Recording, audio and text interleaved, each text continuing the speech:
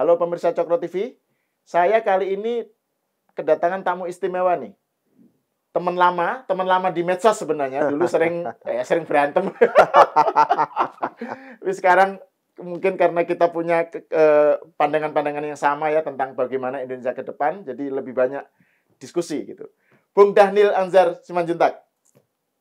Selamat datang ke Cokro. Terima kasih, Mas Sahal.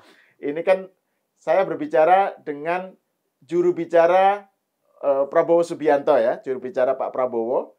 Jadi menarik ini membicarakan tentang Pak Prabowo dan membicarakan tentang jubirnya. Nah, jadi ini kita pembicaraannya pengen dua bagian ini, Bung. Tentang Pak Prabowo dalam kaitannya dengan pemerintahan mendatang dan tentang Bung Dhanil sendiri. Kita mulai yang pertama ya. Ini kan baru saja kan Pak Jokowi bertemu sama Pak SBY. Sebelumnya Pak SBY ketemu sama Pak Prabowo. Pak Prabowo gitu kan. Nah, ini kan kemudian saya teringat dengan beberapa kali kesempatan Bung Dhanil bicara mengenai akumulatif advantage ya. Bagaimana para pemimpin itu bersatu untuk mendapatkan sesuatu yang ketimbang berantem itu disatukan gitu.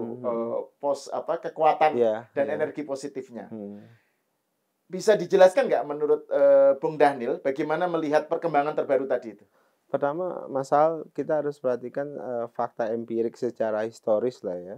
Secara historis itu kita seperti punya tradisi buruk dalam kehidupan berbangsa dan bernegara selama hampir 80 tahun ini.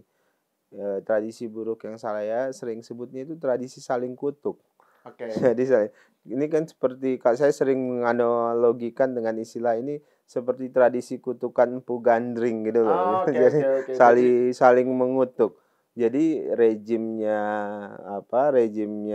Pak Bung Karno kemudian digantikan oleh rejimnya Pak Harto. Pak Harto mengutuk rejimnya Bung Karno, bahkan berusaha menegasikan semua warisan baik yang sudah dimulai oleh Bung Karno, atau seringkali secara teori disebut dengan cancel culture. Jadi yang sudah dimulai oleh Bung Karno, bahkan berusaha nama Bung Karno misalnya tidak terlalu eksis sebagai founding father dan macam-macam. Kemudian berganti rejim dari Pak Harto kemudian ke Pak Habibie, kemudian masuk rejim pun begitu sampai dengan hari ini misalnya ada tradisi yang tidak baik, yaitu tradisi menegasikan. Kemudian tidak ada tradisi seolah-olah nanti teori yang mengatakan bahwasannya sejarah adalah catatan tentang pemenang itu seperti dibenarkan gitu. Kemudian yang dianggap kalah dalam tanda kutip itu kemudian dijadikan pecundang dalam sejarah. Nah, ini yang sebenarnya jadi tradisi buruk bagi pembangunan dan masa depan Indonesia. Nah, berangkat dari sinilah kemudian momentum lompatan batunya itu kan berangkat dari kebesaran hati seorang Pak Jokowi untuk mengajak Pak Prabowo melakukan rekonsiliasi. Dan Pak Prabowo menerima ajakan itu. Saya pikir ini satu hal langkah yang luar biasa. Ada sikap kebesaran hati dari Pak Jokowi dan Pak Prabowo. Karena ini tidak mudah kan. Karena orang yang berkuasa bisa melakukan apapun kan sebenarnya, tanpa harus mengajak orang yang dia kalahkan. Tapi di sisi lain orang yang sangat keras kan, Anda saja dengan saya bisa sangat keras kan begitu. Tapi kemudian Pak Prabowo no hard feeling, Pak Jokowi juga no hard feeling. Nah, kemudian dengan besar hati mengajak, ini besar hati juga menerima. Jadi ini statement nih, jadi negarawan. Bagi saya itu loncatan pertama ya untuk memulai yang kemudian Pak Prabowo nyebutnya keberlanjutan. Nah, itu yang kemudian secara konseptual ya pemaknaan keberlanjutan itu harus dijaga, bukan hanya terkait dengan Indonesia, peralihan Indonesia dari Pak Jokowi ke Pak Prabowo, tapi itu harus jadi kultur baru Indonesia. Jadi saya menyebut ke kultur baru Indonesia. Nah, kultur baru Indonesia ini yang kemudian saya sebut sebagai akumulatif advantage. Mengakumulasikan kemajuan-kemajuan yang sudah ada sepanjang sejarah kita berdiri. Nilai yang eksis di zaman Bung Karno, kemajuan yang sudah dimulai oleh Bung Karno pasti banyak. Tapi banyak kekurangannya, pasti. Makanya itu lupakan yang kurang-kurang itu. Semua orang punya, kalau kita fokus ke kekurangan, ya semuanya pasti habis waktu kita terkait itu. Pun demikian dengan pemimpin-pemimpin sebelumnya. Jadi setelah Pak Prabowo ingin melakukan itu, akumulasi kemajuan dari masing-masing pemimpin yang ada. Jadi Pak Prabowo mengambil hal yang baik dari Bung Karno sampai dengan Pak Jokowi hari ini, tanpa perlu menegasikan sejarah dan peran masing-masing. Nah, itulah yang saya sebut sebagai akumulasi advantage. Nah, kemudian berangkat, sebenarnya ini kan berangkat dari pijakan nalar politiknya Pak Prabowo. Saya nyebutnya begitu, nalar politiknya Pak Prabowo. Sebelum dilanjutkan, istilah akumulatif advantage itu, saya suka itu. Itu tuh dari Bung Daniel sendiri. Iya, saya yang menggunakan istilah, mungkin karena saya orang Muhammadiyah, jadi identik dengan istilah berkemajuan, maju. Berkemajuan itu kan akumulatif dia. Nggak ada kemajuan itu waktunya 5 tahun, 10 tahun. Jadi kemajuan dan kemunduran itu adalah tindakan akumulasi. Nah, kenapa kemudian kita menegasikan dari upaya-upaya yang akumulatif itu? Nah, itu yang ingin kita dorong, dan Pak Prabowo agaknya sudah memulai itu bersama dengan Pak Jokowi. Nah, Pak Prabowo memang hari-hari ini selalu bicara tentang keberlanjutan.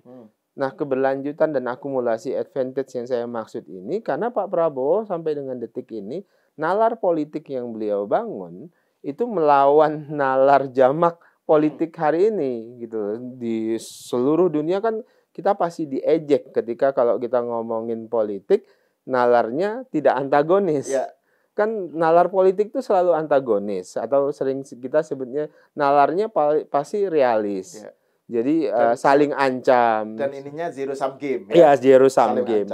Nah, dalam saling ancam, saling sandra dan sebagainya. Nah, dalam konteks Pak Prabowo ingin membangun nalar politik yang tidak antagonis, tapi nalar politik yang sebenarnya hari ini itu harus jadi pilihan kita, itu nalar kolaboratif. Nah, nalar kolaboratif inilah yang sedang dihidupkan oleh Pak Prabowo. Nah, tapi kan selalu menjadi kritik dari luar, dari para aktivis, kemudian para penggiat demokrasi. Nalar kolaboratif ini berpotensi menjadi otoriter, kan selalu begitu. Kenapa berpotensi jadi totaliter? Kenapa? Karena otomatis mematikan kelompok kritis.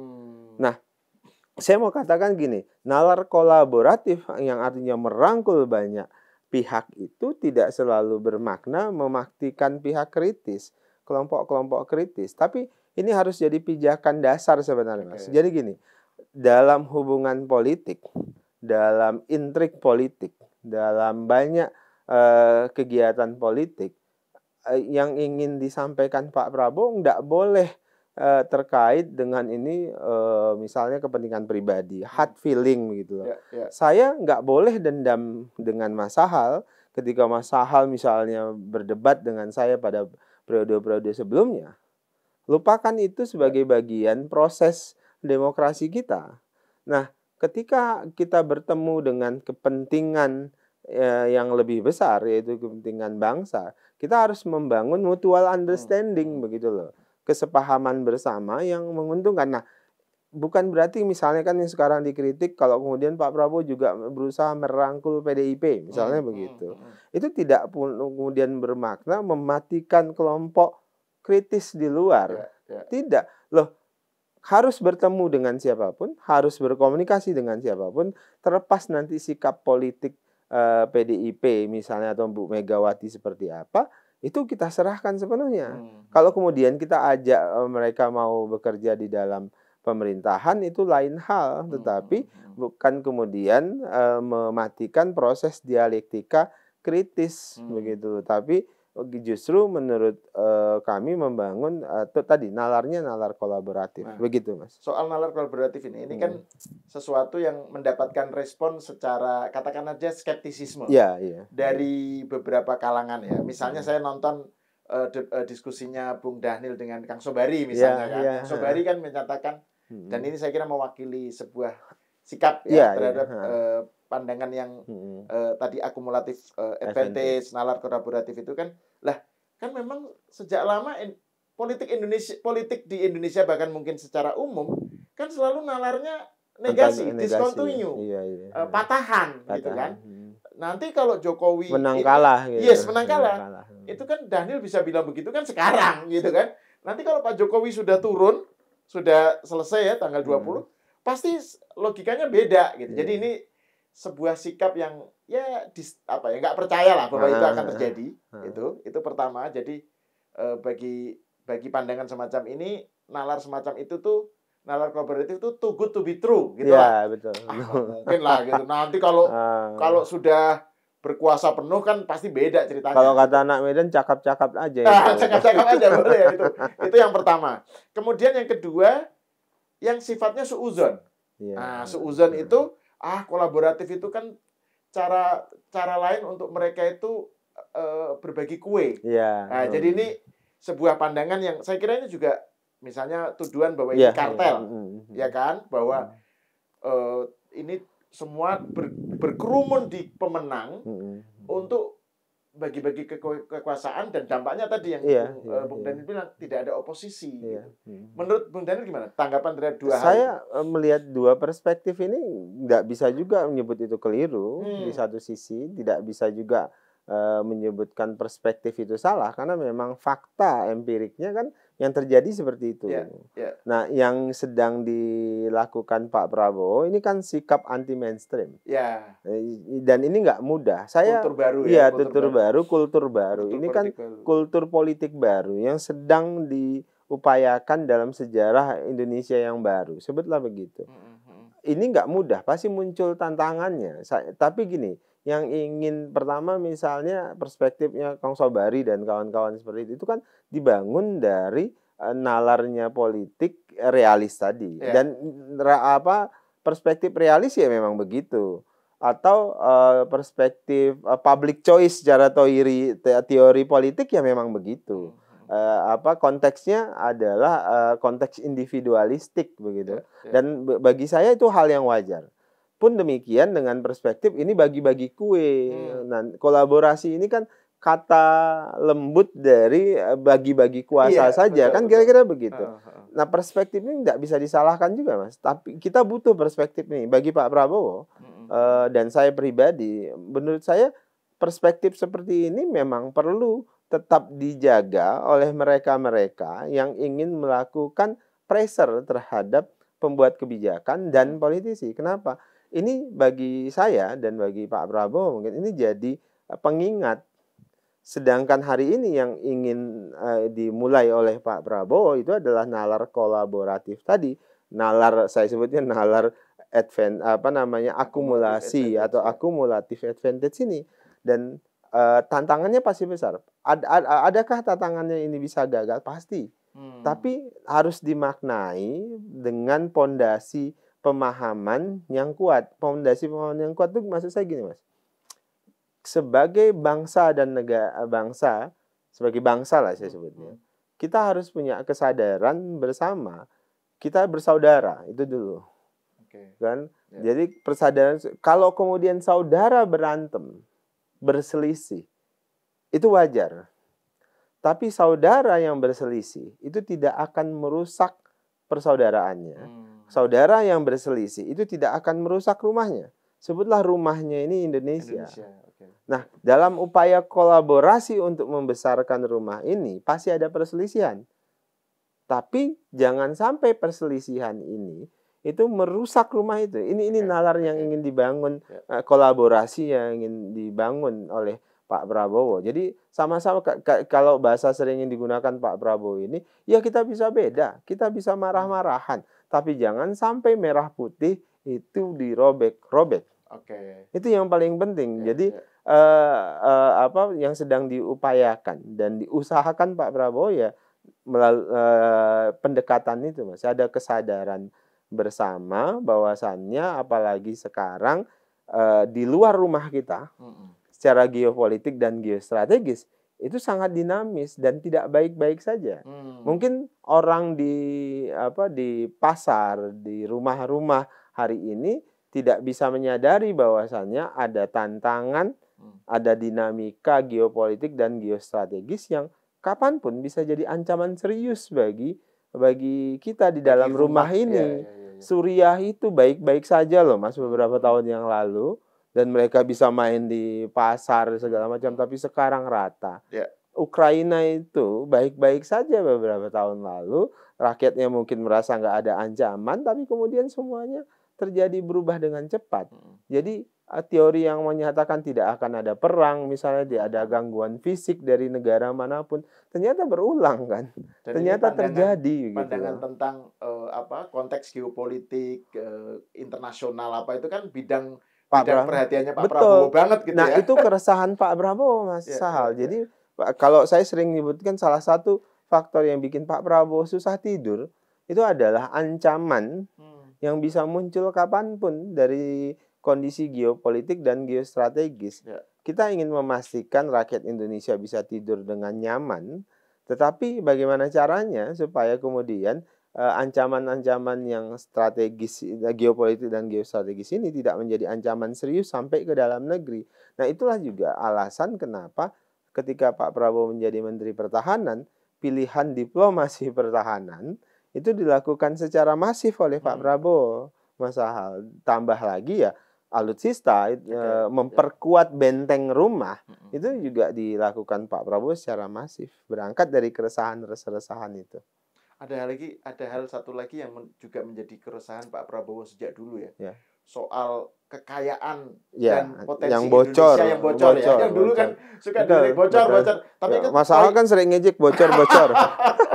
Tapi itu poin yang juga sekarang direformulasikan kali-kali Pak Prabowo itu kan Prabowo itu kan tentang ada kekayaan Indonesia yang lari ke luar negeri dan itu harus diambil alih harus dikembalikan untuk kita kuat gitu. Dan ini kan sejalan dengan narasi tentang Indonesia nggak mau didikte itu kedaulatan bangsa gitu. Nah itu Bung Daniel bisa cerita tentang itu. Ini yang unik. Ini titik temu Pak Prabowo dengan Pak Jokowi juga, Mas Sahal.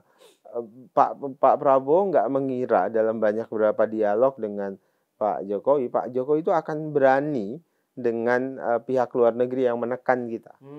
Jadi misalnya terkait dengan hilirisasi. Sebenarnya salah satu jalan yang Pak Prabowo bertemu cara berpikirnya dengan Pak Jokowi itu adalah ketika Pak Jokowi berani dengan terang dan tegas memulai hilirisasi. Karena salah satu cara menekan kebocoran itu adalah hilirisasi. Artinya kita harus memanfaatkan sumber daya alam kita untuk kebutuhan dalam negeri. Komoditi harus dirubah jadi produk. Kita nggak lagi jual komoditi, tapi kita harus jual produk. Nah, ketika kemudian misalnya sawit kita diboikot oleh Eropa, Pak Jokowi pada perspektifnya nggak peduli dengan boikot itu, dan Pak Prabowo bersepakat dengan cara seperti itu. Go to hell with your aturan Anda dan segala macam itu. Kami terhadap Uni Eropa itu ya. Itu yang kemudian buat Pak Prabowo, saya nggak mikirkan Jokowi itu bisa kayak gitu. Kan orang nganggap Pak Jokowi nggak tegas, nggak apa, kelemar. Pada faktanya Pak Jokowi bisa bersikap tegas terhadap boikot segala macam, tapi dia nggak peduli. Kita mulai saja. Nah, itu yang menurut saya jadi titik temu Pak Prabowo dengan Pak Jokowi terkait dengan bocor-bocor tadi itu, Mas. Jadi bocor-bocor itu pertama tentu ada kesadaran tadi mulai untuk membangun ekonomi dalam negeri dengan memanfaatkan sumber daya alam yang ada untuk kepentingan dalam negeri sepenuhnya berangkat dari Undang-Undang Dasar 45 Pasal 33. Pak Prabowo selalu menyebutkan ekonomi yang harus kita hadirkan itu adalah ekonomi pasal 33. Ekonomi Pancasila, ekonomi di mana sumber daya alam itu dimanfaatkan sepenuhnya untuk rakyat Indonesia.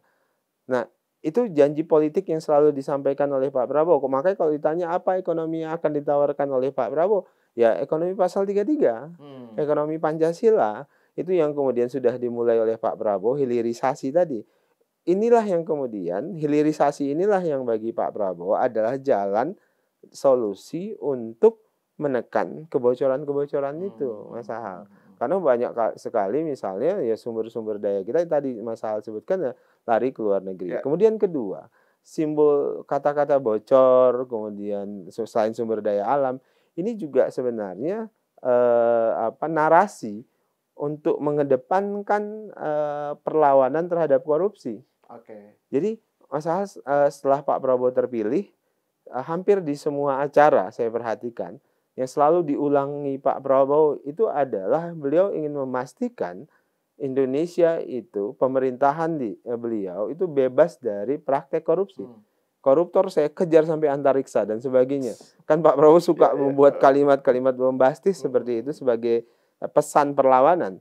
Kedua, narkoba. Ini juga unik nih. Dua hal ini yang selalu diulangi Pak Prabowo ketika beliau sudah terpilih. Artinya komitmen untuk menekan kebocoran itu harus dimulai ketika Pak Prabowo nanti menjadi presiden dan memang sudah dimulai oleh Pak Jokowi melalui hilirisasi. Jadi inilah salah satu isi atau apa ya penjabaran lah dari keberlanjutan itu ya. Betul, salah satunya keberlanjutan kan arahnya ke sana. Betul, gitu. Arahnya ke situ. Nah terus ini Bung Daniel ya, yang selain soal tadi yang kita bicarakan kan juga ada narasi mengenai menyongsong Indonesia Emas lah ya.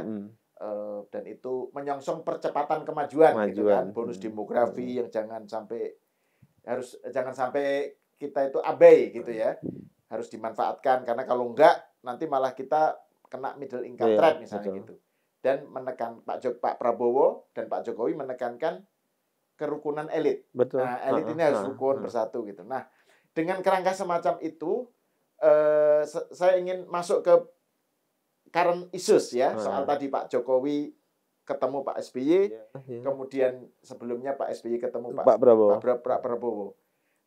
Nah, tapi juga di sisi lain tadi soal PDIP dan Bu Mega gitu ya, yang di sisi lain, di satu sisi konon katanya juga ingin dilibatkan, tapi di sisi lain kan kita tahu hubungan Pak Bu Mega dengan Pak SBY, Pak Jokowi nggak baik gitu ya. Nah itu gimana situasi seperti itu? Pak Prabowo tentu tidak ingin masuk pada ruang dialektika yang personal dalam kehidupan berbangsa dan bernegara. Mas, kalau mengontrol perasaan itu kan sulit ya. Perasaan antara Bu Mega dengan Pak Jokowi, perasaan Bu Mega dengan Pak SBY, perasaan Bu Mega dengan Pak Prabowo sendiri itu agak sulit. Pak Prabowo ingin duduk dengan tiga pemimpin kita ini dalam perspektif kebangsaan. Itulah kenapa kemudian berulang kali saya menyebutkan ingin mendorong yang namanya presidensial club. Tapi perspektifnya presidensial club itu bukan institusi, tapi ya kalau kita di NU wiritan lah rutin begitu. Ada pertemuan setiap malam Jumat betul. Kenduri atau ngaji dan sebagainya. Kira-kira begitu. Di Muhammadiyah apa itu? Ada nggak itu? Ada. Nah itu yang jadi menarik gitu. Itu yang saya selalu kritik ke Muhammadiyah. Muhammadiyah ini kita nggak punya instrumen kebudayaan untuk kumpul gitu loh saya bilang. Lanjut tadi. Jadi naik ngomongin Muhammadiyah dan NU. Jadi kita harus punya presidensial club itu seperti instrumen kebudayaan untuk terus berkomunikasi, untuk terus bersilaturahim. Nah, temanya apa ya? Tema-tema kebangsaan. Oke lah, saya dengan Mas Sahal misalnya secara pribadi tidak cocok ya itu udahlah, no hard feeling itu harusnya dikesampingkan. Kita bicara tentang masalah-masalah kebangsaan, tentang hal-hal yang penting tentang rumah Indonesia ini, kira-kira gitu. Itu yang selalu ingin dibawa oleh Pak Prabowo. Karena gini, Mas Sahal, kalau ngomongin perasaan pribadi, Pak Prabowo tuh kurang apa begitu loh. Dihina dan segala macam gitu. Tapi kalau kemudian Pak Prabowo hidup dengan membawa kemarahan dan kebencian karena hinaan, karena macam-macam itu ya, beliau tidak akan bisa bergerak maju untuk Indonesia yang lebih baik, untuk Indonesia dan untuk pribadi beliau. Jadi Pak Prabowo itu pengen elit itu guyup untuk kepentingan bangsa dan negara, karena musuh kita dalam tanda kutip, musuh kita itu bukan anak negeri kita, bukan juga saingan kita, bukan anak negeri kita, saingan kita dan dalam tanda kutip musuh kita yang dari luar. Kalau kemudian kita berkelahi sendiri di dalam negeri, kita nggak kompak, elitnya nggak bareng-bareng, ya kita akan mudah jebol dengan di tengah tantangan geopolitik dan geostrategis yang nggak mudah. Ini sekali lagi, Mas Sahal, ini berangkat dari keresahan Pak Prabowo itu. Itulah kenapa Pak Prabowo selalu menyebutkan persatuan elit itu harus, kira-kira dia fardu ain gitu loh. Jadi bukan fardu kifayah, ini fardu ain. Jadi harus kira-kira Pak. Tapi kan kemudian tadi saya sebut gitu, Mas Sahal juga sebutkan, karena nalar publik kita dibangun dengan nalar antagonis, maka kolaborasi elit ini dimaknai selalu kong kali kong kan. Padahal yang diinginkan Pak Prabowo adalah persatuan elit itu fardu ain. Karena kalau kita nggak bersatu, maka kita sulit menghadapi geopolitik dan geostrategis yang sangat dinamis dan bahkan cenderung bisa jadi akan anarkis begitu loh. Nggak ada yang tahu menuju kemana geopolitik geostrategis kita. Konflik Laut Cina Selatan. Betul. Terus belum lagi yang tadi disebut ya, Ukraina, Gaza, Palestina ya. Iya, kan banyak sekali titik-titik. Makanya kan China dengan US gitu. Ya. Makanya saya sih menurut saya perlu bantuan podcast-podcast seperti ini membangun kesadaran publik, awareness publik terkait dengan ada ancaman dalam tanda kutip secara geopolitik dan geostrategis. Amerika dan Cina itu panas dingin loh. Iya. Dan mereka adalah negara-negara besar yang punya senjata luar biasa. Rusia, kemudian Cina dengan Taiwan tuh panas dingin juga loh. Inggris, Amerika dan Australia itu sudah punya fakta pertahanan sendiri loh. Udah punya pelabuhan militer yang bersiap siaga di sekitar Australia loh. Jadi pun demikian dengan dengan Rusia, pun demikian dengan negara-negara NATO dan sebagainya. Semuanya dalam kondisi siap siaga, kira-kira begitu. Nah, kalau kemudian kita tidak membangun kesadaran elit yang bersatu, itu bisa jadi kita habiskan waktu kita untuk bicarai masalah rumah tangga kita terus. Kita nggak mempersiapkan gimana tembok rumah kita ini kuat, gimana persatuan kita kuat. Itu yang selalu jadi keprihatinan dan keresahan Pak Prabowo, Mas Sahal. Oke. Nah, ini menarik nih soal betapa Pak Prabowo sangat mendambakan persatuan elit ini ya. Dan Pak Prabowo kan beberapa kali juga menyatakan tentang jangan mau diadu domba. Iya, betul. Nah, itu ya. Nah, bagi saya ini menarik karena saya mau ngaitkan dengan isu belakangan ya tentang serangan masif kepada Pak Jokowi. Ya, dan keluarga lah ya. Ini kan Pak Jokowi dengan Pak Prabowo ini satu paket, ya kan? Kemudian menjelang Pak Jokowi selesai, ada serangan yang lumayan masif dari berbagai arah kan. Pak Jokowi disebut Mulyono kan, kemudian Fufu Fafa, terus kontroversi tentang Kaisang dengan private jet dan seterusnya. Terus kemudian kok Pak Prabowo menyatakan jangan mau diadu domba. Itu kalau dikaitkan secara intertekstual arahnya ke situ nggak, Mas? Iya, Pak, ya betul, di semua sisi dimulai dari misalnya perspektif para pengamat. Ya seperti ini nanti akan berantem kok. Iya, gitu. Ini Pak Prabowo ini kan selalu yang dipanas-panaskan ke Pak Prabowo dan kami bahwasannya Pak Prabowo ini akan diintervensi oleh Pak Jokowi. Dia akan jadi presiden boneka dari kan selalu gitu. Rocky Gerung misalnya bilang bahwa ini Gibran nanti akan jadi beban buat Prabowo. Semuanya. Gitu kan. Jadi bebannya harus dibuang dulu gitu. Jadi pokoknya yang bikin kami panas itu diusahakan dipanas-panasin. Tapi alhamdulillah hal-hal yang begini kan kami sudah lewat. Begini maksud saya adalah Pak Prabowo ini sudah tahu persis siapa dan kelompok mana yang selalu ingin nebeng untuk merawat kebencian pada satu kelompok. Itu yang paling berbahaya kan. Selalu ada misalnya gini, saya jadi kritikus Pak Jokowi. Ketika saya nggak dikritik lagi, saya yang diserang. Jadi pokoknya ada orang, ada kelompok yang ingin menitipkan kemarahannya kepada orang tertentu atau kelompok tertentu. Kalau kemudian mereka tidak bisa menitipkan kemarahan, tidak bisa menitipkan kebenciannya kepada orang itu, ya apa dia akan justru menyerang orang itu gitu. Dan itu kan terjadi terhadap Pak Prabowo dan kami. Mas Aldi, Anda pasti ngikutin di Twitter saya misalnya saya terlalu aktif sih sekarang nggak terlalu aktif berkelahi. Iya. Tapi saya ngikutin. Jadi kan selalu begitu. Yang tadinya mendukung kita bisa menyerang kita. Kenapa? Karena kita berteman dengan yang tadinya orang yang mereka benci. Jadi selalu begitu. Nah, dan ini kan selalu diupayakan di sosial media kan ini saja sebenarnya. Pelakunya yang misalnya dari kubu sana, yang kubu kanan, pokoknya konsisten dia nggak mau, dia mau benci si A, dan kubu kiri mau benci si B. Pokoknya pelakunya itu saja. Ketika yang tadinya bersaing kemudian bersatu, ya mereka berpencar cari lagi yang baru yang bisa merawat kebencian dan merawat kemarahan itu. Dan Pak Prabowo tidak pernah terganggu dan tidak pernah terpengaruhi dengan upaya-upaya itu. Jadi Pak Prabowo selalu sampaikan apapun upaya untuk mengadu domba Pak Prabowo dan Pak Jokowi itu pasti dipastikan gagal. Yang jelas Pak Prabowo adalah tipologi pribadi yang loyal kepada teman. Kemudian pasti menjaga marwah teman begitu, dan tentu yang lebih besar yang bagi Pak Prabowo hari ini ya tidak ada yang lebih penting dari keutuhan Indonesia dan kesejahteraan rakyat itu saja. Nah ini saya kira ini sudah cukup banyak lah kita membahas mengenai Pak Prabowo dan kaitannya dengan yang akan datang dan dengan Pak Jokowi juga.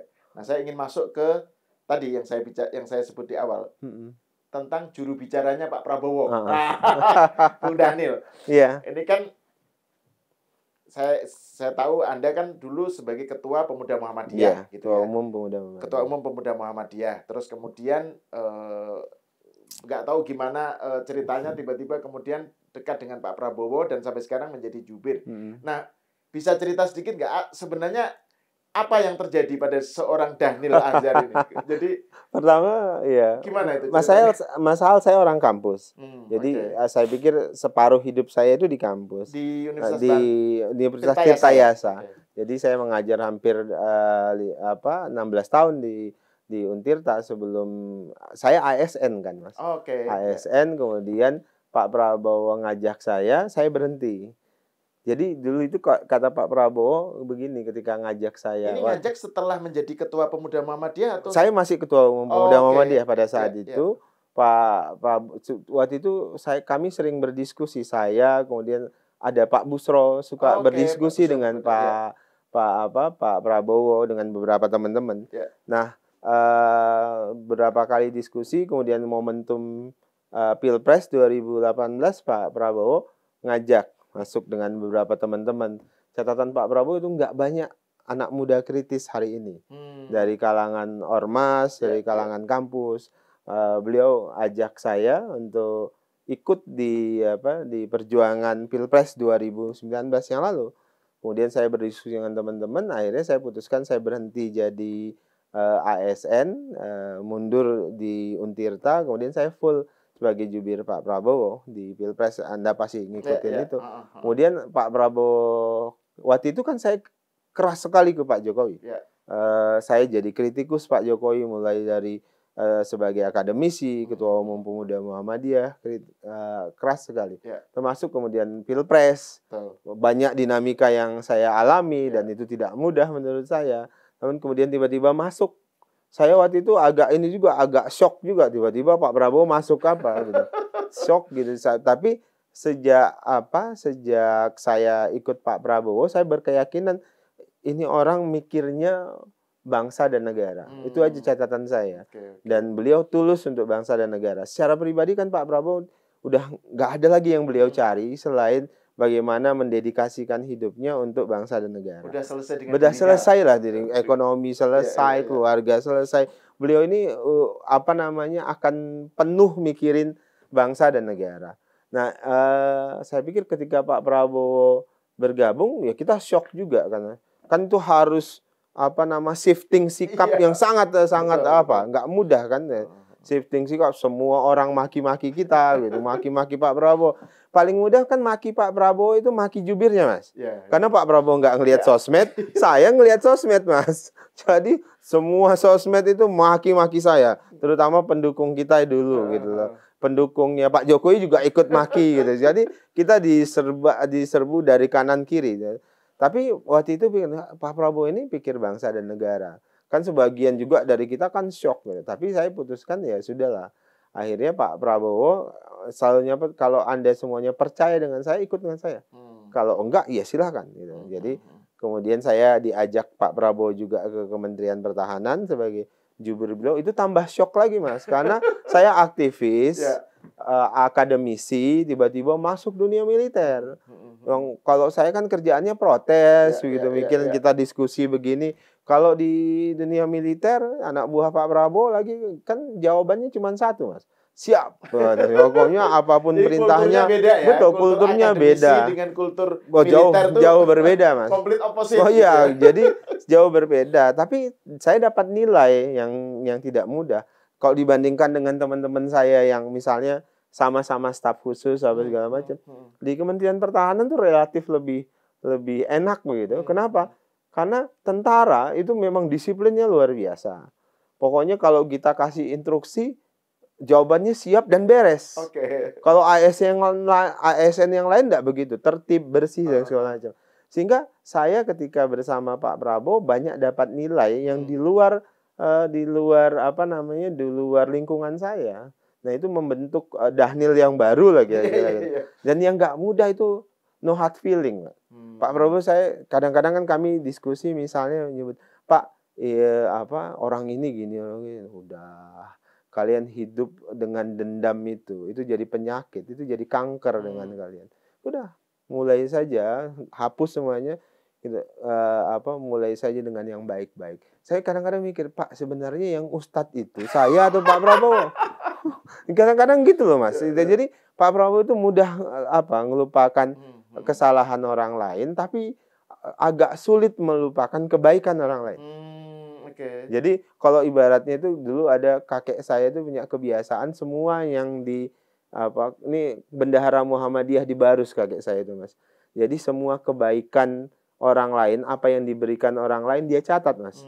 Misalnya buah tangan Mas Sahal hari ini kasih kopi, dia catat.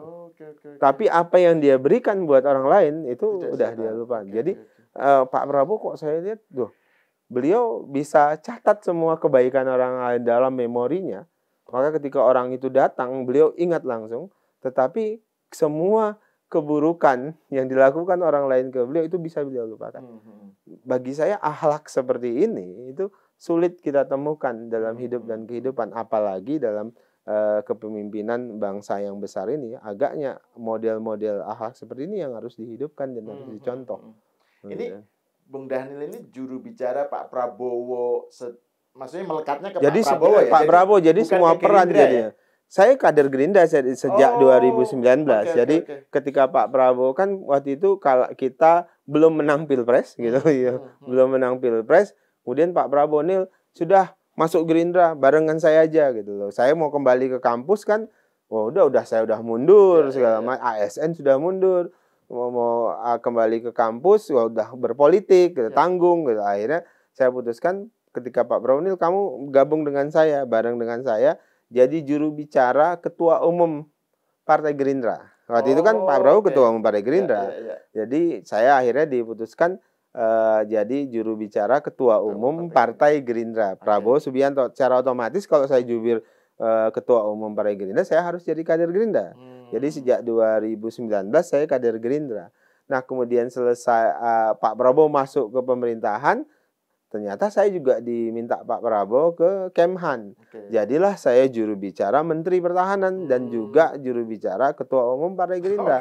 Nah, jadi saya, Mas, kadang-kadang ngomongin tentang Pak Prabowo sebagai politisi, sebagai Ketua Umum Gerindra, Pak Prabowo sebagai Menteri Pertahanan, dan Pak Prabowo sebagai Prabowo Subianto. Nah itu beda-beda tuh Mas caranya. Dan Pak Prabowo sebagai capres, yang paling enak sebenarnya ketika Pak Prabowo sebagai capres, artikulasi kemudian improvisasinya mudah, banyak gitu. Tapi ketika Prabowo Subianto sebagai Menteri Pertahanan, nah itu agak harus super hati-hati.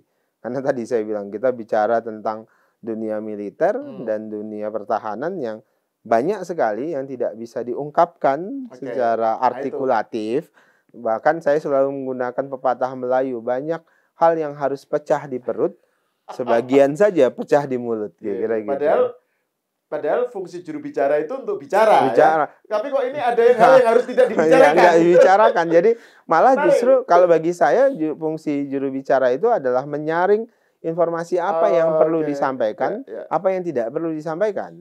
Jadi itu apalagi di Kementerian Pertahanan.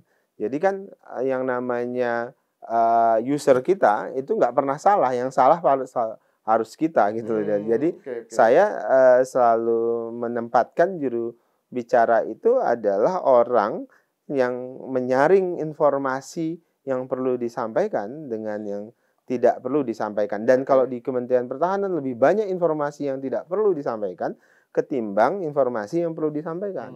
Kalau di Capres, bila perlu semua informasi terkait dengan visi misi, kemudian artikulasinya, improvisasinya harus disampaikan. Itu relatif lebih enak gitu. Kadang-kadang para jubir-jubir ini kan kadang-kadang nggak diomongin oleh capresnya pun dia ngomongin. Nah, itu yang saya sebut dengan improvisasinya lebih banyak. Ya. Nah ini terakhir nih, kaitannya dengan posisi Bung Daniel sebagai juru bicara Pak Prabowo ya, entah sebagai Menhan ataupun sebagai Ketua Umum Gerindra, kaitannya dengan pemerintahan mendatang. Dan kaitannya dengan, karena posisi Bung Daniel kan backgroundnya kan aktivis Muhammadiyah. Jadi sangat dalam pengalaman hidupnya dalam dunia aktivisme. Betul. Gitu kan. Nah, gimana Anda melihat ini nih tantangan ke depan ya kaitannya dengan posisi yang bisa dimainkan oleh seorang Dhanil gitu ya, terkait dengan Pak Prabowo, dan seberapa jauh kontribusi yang bisa diberikan sebagai aktivis gitu ya, sudut pandang Muhammadiyah atau sudut pandang aktivis Muhammadiyah terkait dengan Indonesia mendatang. Sampai dengan detik ini saya selalu berpikir bagaimana tentu kemajuan itu saya yakin ini bisa dihadirkan oleh Pak Prabowo. Terkait saya harus berperan di mana, saya pikir Pak Prabowo yang paling tahu membutuhkan saya di mana, dan saya selama 7 tahun ini prajurit Prabowo Subianto, Mas. Jadi saya alat perjuangan Prabowo Subianto. Jadi saya tidak ingin dalam posisi tawar-menawar bergening dengan Pak Prabowo Subianto, karena sekarang sudah sangat banyak orang sedang bergening dan tawar-menawar dengan Pak Prabowo. Karena pengen jadi menteri A, B, C kan banyak, bukan cuma partai politik loh Mas. Ormas-ormas juga bergening dengan Pak Prabowo. Nah, artinya saya tidak dalam posisi bergening dengan Pak Prabowo, tidak dalam posisi tawar-menawar dengan Pak Prabowo. Saya dalam posisi alat perjuangan Prabowo Subianto. Ibaratnya itu saya selalu bilang, saya ini diperintahkan jadi kepala desa Ben Hill pun, kalau yang nyuruh Pak Prabowo saya laksanakan. Kira-kira gitu. Ben Hill itu kepala desa ya Mas? Enggak ya? Enggak tahu. Yang pasti di sana ada restoran enak. Ada restoran enak. Ibaratnya itu saya kalau diperintahkan Pak Prabowo jadi kepala desa pun, selama itu yang perintahkan Pak Prabowo, saya laksanakan. Lurah maksud saya. Jadi itu sikap saya. Nah, tapi ke depan saya punya keyakinan Pak Prabowo yang orang nggak percaya, misal ini demokrasi kan selalu dihembuskan, demokrasi kita nanti di bawah akan terancam dan macam-macam. Pak Prabowo orangnya penuh dengan dialektika, dan dialektika yang selalu ditampilkan Pak Prabowo itu adalah dialektika yang rasional, dialektika di mana tradisi membaca itu hidup dan dihidup-hidupkan. Kelebihan Pak Prabowo ini itu pembaca buku, Mas, dalam tanda kutip, baca bukunya agak rakus. Pak Prabowo itu baca buku setiap hari, bisa baca buku. Misalnya ya, dalam tradisi militer Pak Prabowo itu masih update dan baca buku-buku militer, misal persenjataan dan segala macam. Makanya tidak ada orang yang bisa bohongin beliau terkait dengan alutsista. Nah, tradisi inilah yang saya berkeyakinan akan mewarnai demokrasi kita ke depan. Pak Prabowo akan menempatkan intelektualisme itu sebagai motor kemajuan. Pak Prabowo akan menempatkan ilmu sebagai tradisi utama Indonesia yang maju. Jadi Pak Prabowo tidak akan menyingkirkan tradisi ilmu. Tidak kan belakangan kita kritik misalnya tradisi intelektual yang mati. Politik kita kan hari ini, Mas, terus terang saya dari dalam saja harus mengkritik, menyatakan intelektualisme kita dipinggirkan dalam tradisi politik kita. Apalagi kalau dibandingkan zaman dulu, betul, di mana Indonesia dibangun oleh para intelektual. Betul, fondasi intelektual. Jadi politisi kita kan pembaca semua dulu. Betul. Pak Mitro ini anaknya Pak Sumitro. Pak Prabowo. Ya, Pak Prabowo anaknya Pak Sumitro. Ya. Dan cucunya Pak Margono, di mana tradisi intelektual adalah hidup dan kehidupan mereka. Jadi saya punya keyakinan tradisi ilmu dalam kehidupan berbangsa dan bernegara itu pasti akan dihidupkan Pak Prabowo sebagai bingkai demokrasi. Jadi demokrasi kita nanti pasti akan didorong demokrasi yang intelektual, demokrasi yang menghidupkan ilmu sebagai instrumen dialog. Itulah kenapa Pak Prabowo selalu menyatakan, saya ingin di universitas, di sekolah kita, itu anak-anak kita ke depan, itu unggul dalam bidang eksakta. Makanya kan di Unhan itu, Mas, semua yang fakultas-fakultas baru, semuanya fakultas eksakta. Karena Pak Prabowo ingin para dokter-dokter kita itu lebih maju, kita punya insinyur yang lebih banyak, kita punya banyak ahli kimia, kita punya banyak ahli biologi yang lebih banyak, dan itu akan jadi fokus Pak Prabowo ke depan.